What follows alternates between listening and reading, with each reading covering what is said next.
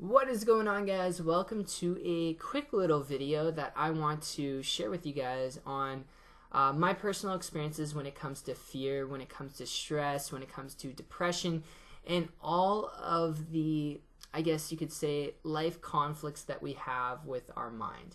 Our mind fighting us, day in and day out, whether it's a struggle for you to get out of bed or, you're staying up late because you're stressing over things that are not really big, things that you should actually stress about, whether it be time, whether it be money.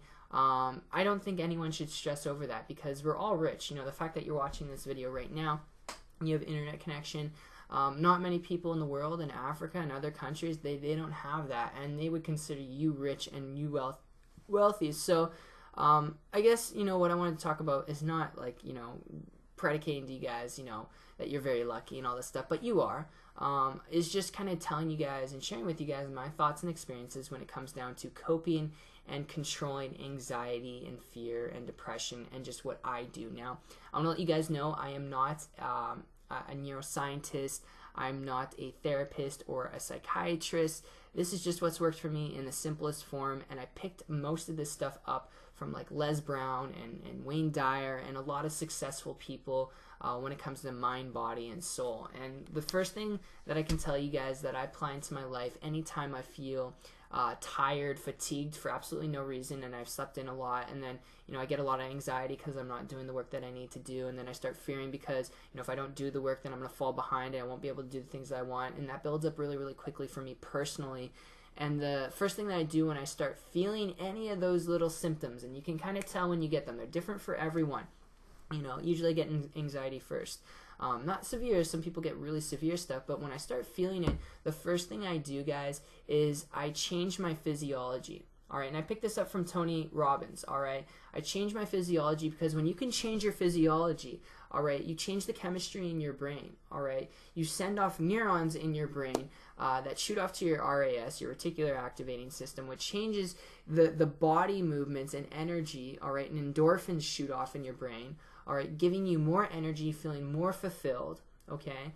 And then I just kind of think about the positives, all right, the things that I want in life, the things that, I need to do. I don't worry about bills, money, or time, or what I should do, what I shouldn't do. I think about, what I'm going to do today and what I'm going to accomplish today. And I set goals for myself. And when you keep yourself in check and have goals for yourself and you feel organized and you actually take action on those goals and you don't procrastinate, it allows yourself to relieve anxiety, relieve stress, relieve fear, all right, of loss.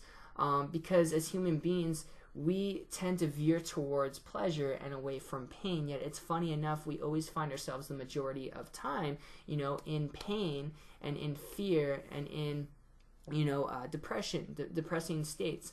And it's not because, we do it purposefully, all right? It's just because naturally as human beings, we procrastinate, we put things off, and it can creep up on us, without us even knowing it. But the best tip I can give you guys is changing your physiology. And a good analogy or metaphor I can give you guys, or a visual example, is if there are two people in a room, all right, and I'll set myself as this an example. All right, if there's two people in a room, all right, and let's say you're the boss, you're gonna hire, you're hiring one of us. We're both in the interview room with you. I applied to get a job from you, and the job is for, or I should say, it's not a job. Let's say you're the Olympic coach. Okay, so you're picking someone who's going to be on the Olympic team. This is a better example.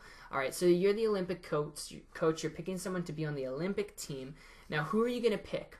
Are you going to pick the person that's sitting on the left of you, who's sitting up straight, who's really excited, who's fired up, who's looking at you in the eyes like, I'm ready to do this, I'm ready to be an Olympian, I'm ready to win, I'm excited, and they're focusing on positive things and thinking about the positive outcomes, about winning on the team and beating everyone who's in the running, the 2-minute mile, right?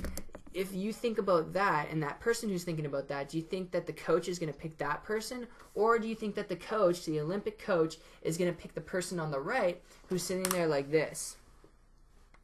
Saying, I'm really excited. They have their back kind of slouched like this. They're kind of sitting comfortable like this, off to the side. And they're like, yeah, I'm really excited, kind of head down and stuff. No, they're not going to pick that person. And do you think for yourself when you're sitting in a chair, you know, any type of chair, you're going to feel more energy and more excitement and feel a little bit more fulfilled, at least a little bit more energy in general, if you're sitting up straight as opposed to if you're kind of crouched like this, you know. And you realize when you're crouched like this, you kind of get tired and you feel fatigued and you have less energy. When you're sitting like this, you feel like you have more energy because you're changing your physiology. And when you change your physiology in your body, doing movements, running, going for a jog, jumping up and down, doing jumping jacks, push-ups, when you change your physiology, it changes the chemistry in your brain. It sends off neurons, which is good, all right? It pumps more oxygen into your body. Your red blood cell count goes through the roof. And that's good because it separates the anxiety and fear. It takes that away, especially if you not only change your physiology, but like I said, you start thinking about positive outcomes, things you want to accomplish in your life. If you've never set goals for yourself, now is the time to do it. It's never too late. So those are my tips, guys, that I personally use day in and day out to control different things that go on in my life, fear, anxiety, depression, because we're all human. It all comes. But if you can kill the monster when it's little before it's too big, all right, then you, my friend, are set up for controlling your life, not letting life control you. So I appreciate you guys. I really hope you enjoyed this video. And one more thing before I go, if you're someone who's like entrepreneurial minded or interested in entrepreneurship, now it's kind of sidetracked, but my little plug for the end of the video, if you're someone who wants more financial freedom, more control over your destiny in your life, if you're stressing over bills, work, having a boss, and you want more time and more money to do the things that you really want to do when you want to do it, then I have a 5-video training series where I walk through, you know, the ins and outs of how I was able to go from a baker in a restaurant to, in a couple months, you know, create a full-time income business on the internet. If you guys want to check that out, there'll be a link in the description below. But other than that, guys, I am out, and I'll see you in the next video. Take care and peace.